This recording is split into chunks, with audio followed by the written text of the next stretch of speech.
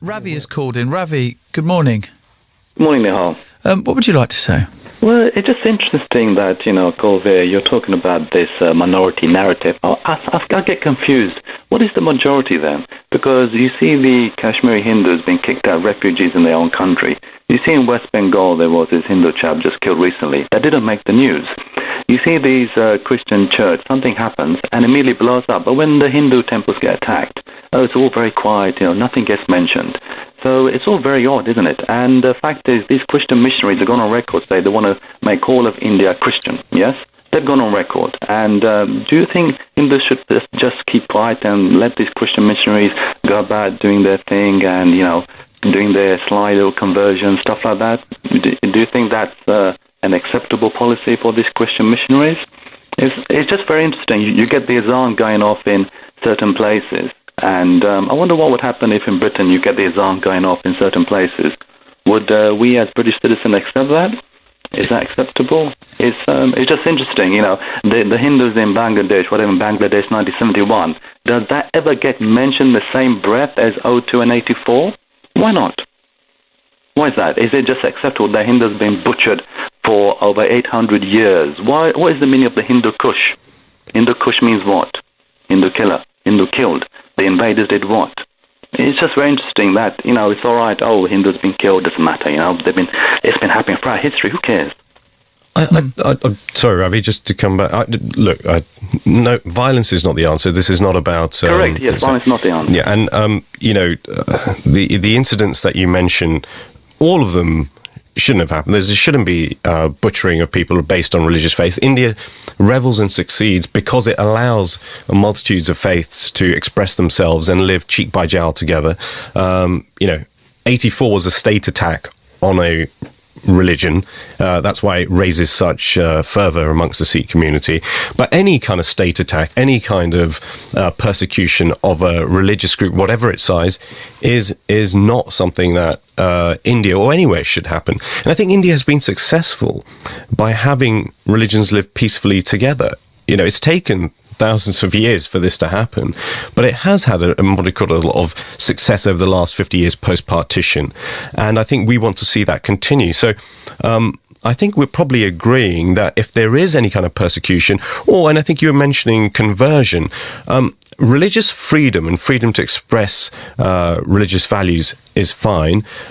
The Christian conversion, I'm not sure where that's coming from, if that's still the missionaries that are doing that. But again, there have been missionaries for thousands of years from all religions who open their doors and preach a language of hopefully peace.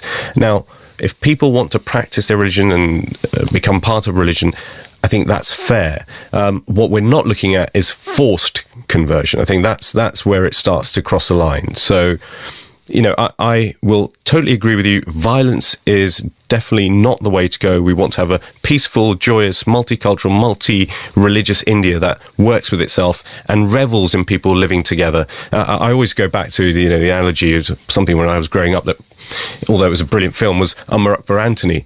Although it was an entertaining film, it was a comedy film, it had a deep message about India to me, about how faiths live together and actually enjoy each other's cultures. And I think that's what India is about. I mean, Ravi, the point has been made both by Kirat and Kulveer that if there is a lurch to the right and there is this Hindu-based nationalism, that will set India back, because India's progress is not based on religion.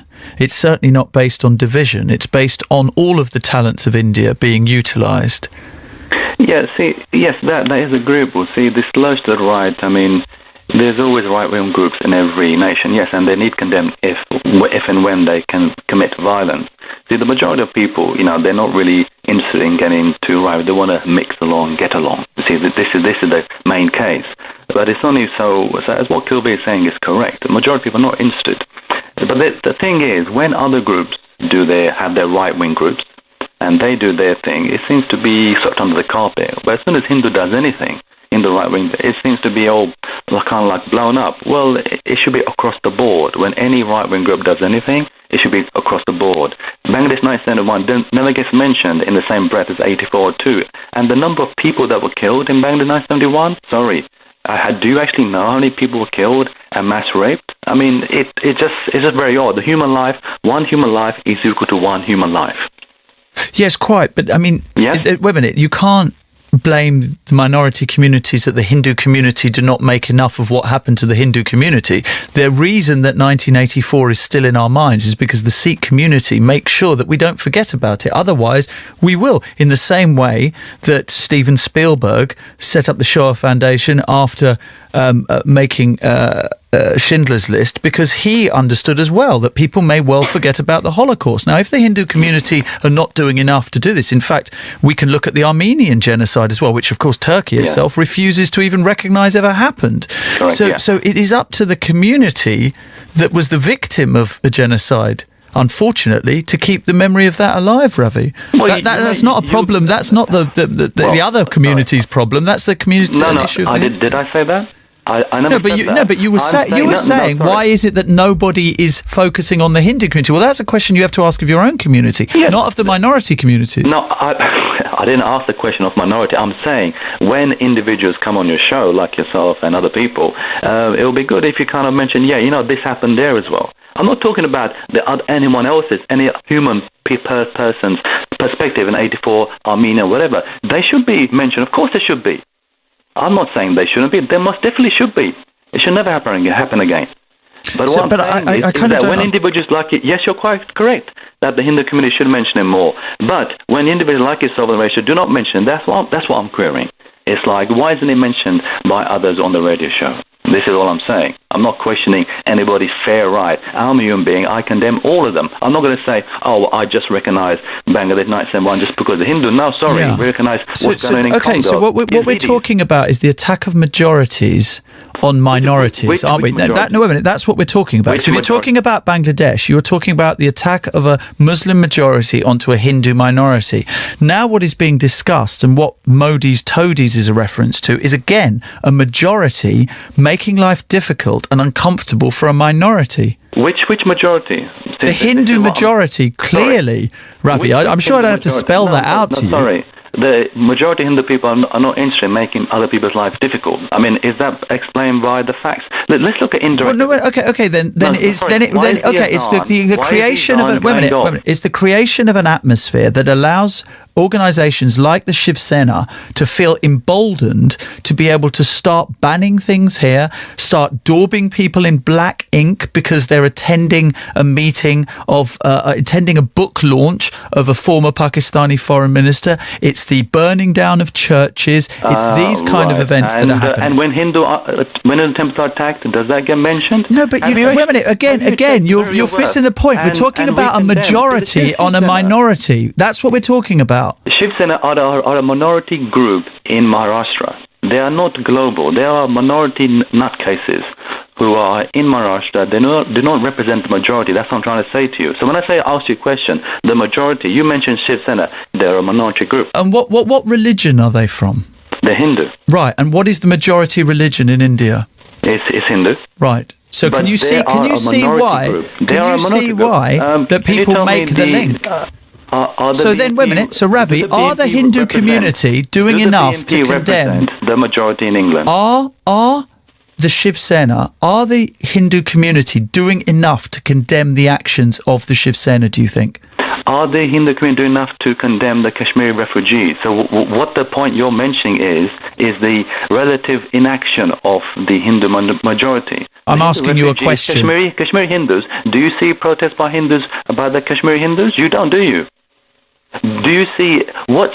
Sorry, I'd like you to answer my specific question instead of prevaricating. Okay. Do you think the Hindu community is doing enough to condemn the actions of the Shiv Sena? I don't think they're doing enough for the Shiv Sena, the Kashmiri Hindus. Right, so they're not doing enough to condemn right-wing actions by Hindu nationalist groups. They're not doing enough to get right-wing Hindu groups and the Kashmiri Hindu refugees. Right, so wait a minute, but wait a minute, they're two different things. No, they're not different things. No, because one is condemning, the other thing is highlighting. They're two different things. Sorry, it's all the same. It's condemning the inaction of the Indian government to move the Kashmiri Hindus back to their ancestral homes.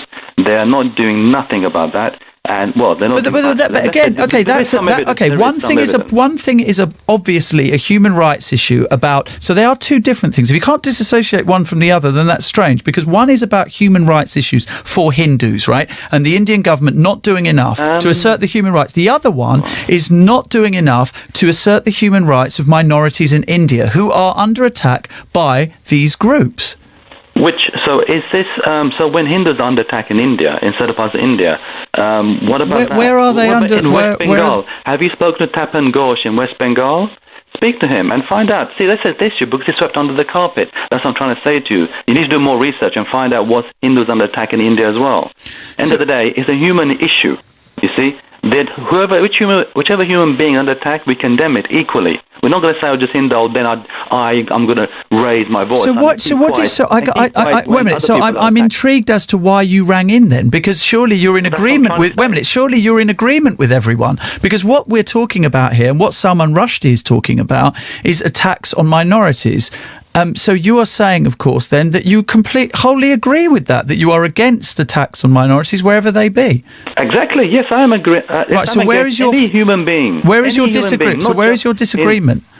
My disagreement, as I've mentioned, is the fact that when Hindus get under attack in India, it doesn't seem to get mentioned. When the Bangladesh 91 doesn't get mentioned in the same breath by yourselves, see, in the same breath. What? Why? Sorry,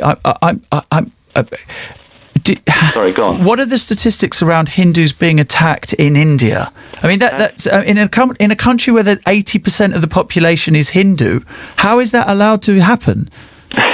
Sorry, Nihal. The Kashmiri Hindus, as an example, are being no Kashmiri. I understand that because but they're not the majority in that region. Is that right? Exactly. Yes. There you go. They're not the majority in that region in the Kashmir Valley. No, I understand that. Exactly. Check the majority areas where Hindus are not majority. And so how many areas of India? Wait a minute. How many areas of India are majority Hindu and how many areas of India are majority Muslim? Well, I would suggest you check certain areas in West Bengal and speak to Tapan Ghosh. You will see the certain areas, like, for example, say, many areas you will see in London, whatever, yeah?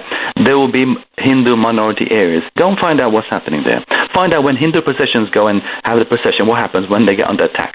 Find out there was Hindu priest killed. Find out about that chap who was protesting his cows. So that's an issue. All right. Okay. So wait a minute. That is happening is not, of course, an excuse for the Shiv Sena to then go after. No, that is an issue between Hindu community and the government's failure to protect all its individuals, all its citizens. Yes, that's right. Right. Okay. Well, then that's government failure as well. So your issue. Wait a minute. Your issue is with Salman Rushdie, for instance, not mentioning when he talks about Modi's toadies, also talking about the fact that there are areas of India where Hindus themselves are under attack, and actually getting the government of Narendra Modi and his BJP government to protect all of India's citizens equally. Yes? Well, yes. Right. Exactly. Okay. Thank you, Ravi. All right. Thank you. That's it. We're done. We're good. We're done. That's cleared that up. I think that actually what is happening here, as Ravi is pointing out, is that the emphasis is put on how minorities are being treated in India,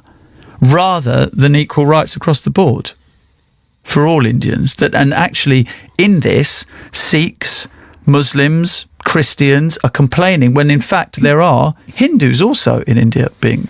And I think you make a valid point that the Hindu community should not remain silent if it feels that it's being persecuted in any way, shape or form in India as well. I think the minorities will always have a sense of if something happens to them, they will feel insecure because of sheer numbers. Yeah. And therefore they may react differently. You didn't frankly have the balls to put country before party.